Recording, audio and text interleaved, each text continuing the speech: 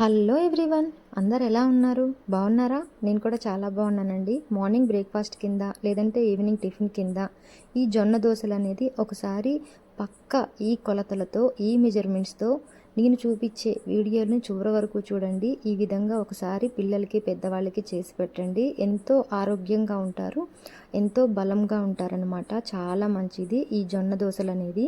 ఒక కప్ అయినా లేదంటే ఒక గ్లాస్ అయినా సరే, నేనైతే ఒక గ్లాస్ తీసుకున్నానండి. మీరు ఏదైతే తీసుకుంటారో దాంతో 3 గ్లాసులు అయితే నేను జొన్నలు తీసుకున్నాను. జొన్నలు అనేది నైటు 10 o'clockకి నేను 2 సార్లు శుభ్రంగా కడిగేసి మూడోసారి వాటర్ పోసి నానబెట్టేస్తానమాట.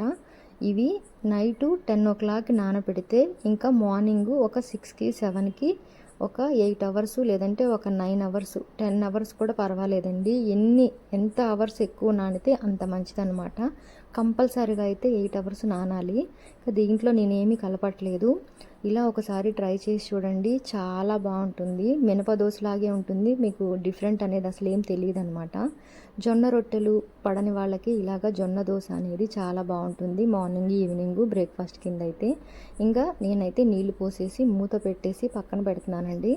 ఇవి ఒక 9 గంటలు అయితే నానాలన్నమాట. నైటు నానబెట్టడం వల్ల టైం అనేది సరిపోతుంది. ఇంకా నెక్స్ట్ ఒక గిన్నె తీసుకొని దాంట్లో ఏ కొలతలతో అయితే తీసుకున్నామో జొన్నలన్నీ కూడా అదే కొలతతో చిన్న గ్లాస్తో మినప్పప్పు అనేది పోసి వీటిని నానబెట్టట్లేదండి. ఎందుకంటే ఈ మినప్పప్పు అనేది 2 అవర్స్ నానితే చాలు. నేను దానిపైనే పెట్టేసి పక్కన పెట్టేశాను. ఇంకా మార్నింగ్ నిద్ర లేచింది 6 o'clockకి ఆ మినప్పప్పుని నీళ్లు పోసి మరలా ఒక 2 times వాష్ చేసి మళ్ళీ మంచి వాటర్ పోసేసి నానబెట్టేస్తానండి. ఇంకా ఒక 9కి 9:30కి 2 నానిపోతాయి అన్నమాట జొన్నలు అనేది, మినప్పప్పు అనేది. మరొక్కసారి మినప్పప్పుని శుభ్రంగా కడుక్కోవాలి. జొన్నలు అయితే నీళ్ళు అనేది పారపోయకూడదండి. నైట్ నానబెట్టుకున్న వాటర్తోని మిక్సీ అయినా గ్రైండర్ అయినా వేసుకోవాలి. నేనైతే నైట్ నానబెట్టిన జొన్నల్ని ఒక మిక్సీ జార్లో వేసి మినప్పప్పు మార్నింగ్ 2 అవర్స్ ముందు నానబెట్టినవి కూడా మిక్స్ చేసేసి మిక్సీలో వేస్తున్నానండి. మిక్సీ అయినా గ్రైండర్ అయినా సరే త్వరగానే మెదిగిపోతుంది. పిండి అయితే ఆల్మోస్ట్ అయిపోయిందండి. ఇలా ఒకసారి పిల్లలకి చేసి పెట్టండి, మళ్ళీ అడుగుతారు మిమ్మల్ని.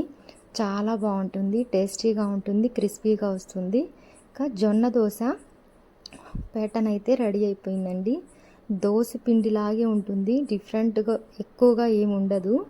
ఇంకా ఎంతో టేస్టీగా ఉండే జొన్న దోశల పిండి అయితే రెడీ అయిపోయింది. నా స్టైల్లో ఒకసారి ఇలా ట్రై చేసి చూడండి, చాలా బాగుంటుంది.